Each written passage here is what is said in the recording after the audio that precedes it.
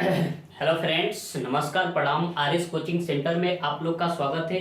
आज class 10 subject physics का important question लाए हैं जो कि परीक्षा की दृष्टि से बहुत बहुत महत्वपूर्ण है। ठीक है, और ये परीक्षा में 5 नंबर में क्वेश्चन पूछा जाता है और इसको देखेंगे एकदम सबसे आसान भाषा में, एकदम देहाती भाषा में आप लोग को सिखाएंगे और आप लोग का 5 नंबर कंप्लीट होगा। ठीक है, तो चलिए हम देखते हैं ये कौन सा क्वेश्चन है और समझते हैं। ठीक है, तो हमारा जो क्वेश्चन है, क्वेश्चन क्या है, तो समतल दर्पण का विशेषता, समतल दर्पण का विशेषता, समतल दर्पण का क्या है, विशेषता है। ठीक है, तो समतल दर्पण की विशेषता का अगर हम बात करें तो यहाँ पर होगा, देखिए पहले इस तरह से क्वेश्चन आएगा कि समतल दर्पण की विशेषताओं को लिखें। ठीक है, तो यहाँ पर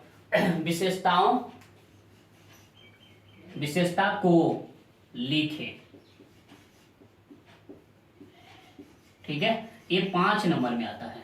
क्या आएगा, 5 नंबर में आएगा। ठीक है, तो यहाँ पर अगर हम देखेंगे तो पहला हम लिखेंगे उत्तर डाल के समतल दर्पण का निम्नलिखित विशेषता है, समतल दर्पण का निम्नलिखित विशेषता है। ठीक है, तो यहाँ पर निम्नलिखित अगर हम डाल लेते हैं तो 1 नंबर आप लोग का कंप्लीट है। अगर कुछ भी नहीं याद है तो यहाँ इसी क्वेश्चन को निम्नलिखित के रूप में लिख देंगे, समतल दर्पण का निम्नलिखित विशेषता है, समतल दर्पण का निम्नलिखित विशेषता है। ठीक है, ये लिख देंगे तो 1 नंबर कंप्लीट हो जाएगा। ठीक है, अब देखिए समतल दर्पण की विशेषता क्या होती है, समतल दर्पण की विशेषता क्या होती है, तो यहाँ पर समझेंगे कि समतल दर्पण की विशेषता क्या होगी। तो पहला क्वेश्चन अगर हम देखते हैं तो यहाँ पर विशेषता नंबर 1, समतल दर्पण में हमेशा सीधा और काल्पनिक प्रतिबिंब बनता है।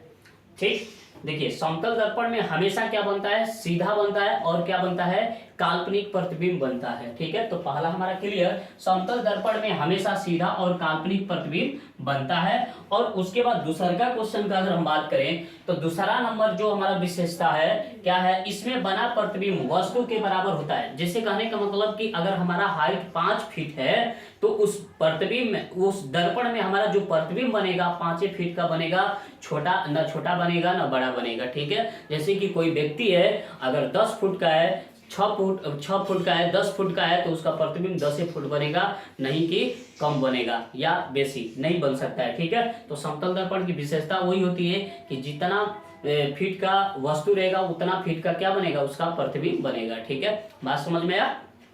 चलिए, तो इसमें बना प्रतिबिंब वस्तु के क्या होता है, बराबर होता है। जैसे कहने का मतलब कि इस मार्कर का अगर हम बात करें तो मार्कर अगर मान के चलो कि 2 सेंटीमीटर है तो उसमें भी जो मार्कर का प्रतिबिंब बनेगा वो भी 2 सेंटीमीटर का ही बनेगा। ठीक है, तो दूसरा का क्लियर, इसमें बना प्रतिबिंब वस्तु के हमेशा क्या बनता है, बराबर बनता है, वस्तु के हमेशा क्या बनता है, बराबर बनेगा। ठीक है, अब उसके बाद तीसरा देखेंगे विशेषता नंबर, तो देखिए इसमें प्रतिबिंब, इसमें प्रतिबिंब का अगर हम बात करें तो इसमें प्रतिबिंब का बात करें तो इसमें प्रतिबिंब पार्श्विक रूप से उल्टा होता है। पार्श्विक रूप मतलब क्या होता है, तो यहाँ पर हम समझेंगे। देखिए इसमें प्रतिबिंब पार्श्विक रूप से उल्टा होता है। पार्श्विक मतलब क्या होता है कि जैसे कि अगर हम दर्पण है, हमारे सामने क्या है, दर्पण है, तो हाई जो कंधा है राइट साइड है तो उसमें ये कंधा लेफ्ट साइड दिखाई देगा। ठीक है, तो उसी को हम क्या बोलेंगे, पार्श्विक बोलेंगे, उसी को हम क्या बोलेंगे, पार्श्विक बोलेंगे। जैसे अगर पार्श्विक नहीं समझ में आ रहा है तो उसको देखेंगे, आईना के शीशा के सामने खड़ा हो जाएंगे तो हमारा जो चेहरा है, हमारा चेहरा है क्या चीज, दक्षिण की दिशा, तो उसमें हमारा चेहरा उत्तर की दिशा दिखाई देगी।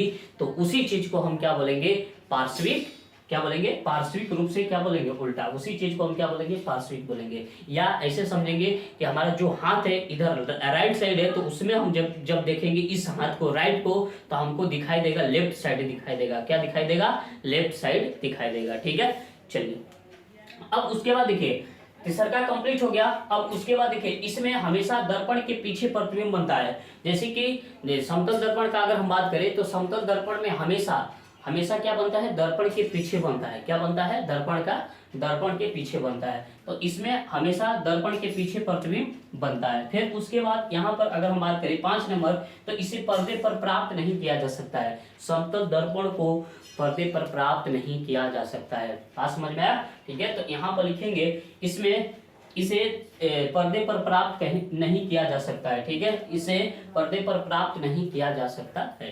ठीक, फिर उसके बाद 6 नंबर जो हमारा है क्या है, इसमें प्रतिबिंब दर्पण से उतना ही पीछे बनता है, ठीक है, उतना ही पीछे बनता है जितना वस्तु दर्पण से आगे रहता है। जैसे कहने का मतलब कि अगर हम दर्पण से 10 सेंटीमीटर की दूरी पर हैं तो जो हमारा प्रतिबिंब पीछे बनेगा, जो हमारा प्रतिबिंब पीछे बनेगा तो उस दर्पण से 10 सेंटीमीटर की दूरी पर ही बनेगा। तो वही लिखा है कि इसमें प्रतिबिंब दर्पण से उतना ही पीछे बनता है जितना वस्तु दर्पण से क्या होता है, आगे होता है। ठीक है, तो आशा करते हैं कि ये टॉपिक आप लोग को समझ में आ गया है। ठीक है, और ये परीक्षा की दृष्टि से बहुत बहुत इंपॉर्टेंट है, तो इसको अच्छा से पढ़ लेना है। अगर एक बार में नहीं समझ में आए तो वीडियो को थोड़ा सा एक बार और देख लेंगे, अच्छा से समझ में आ जाएगा, क्योंकि ये परीक्षा में बहुत बहुत महत्वपूर्ण है, पूछता है। और ये पूछेगा तो जब भी पूछेगा तो 5 नंबर में पूछता है। ठीक है, तो आशा करते हैं कि वीडियो अच्छा लगा है तो इस वीडियो को लाइक, सब्सक्राइब, कमेंट, शेयर जरूर कर देना है। जय हिंद, जय भारत।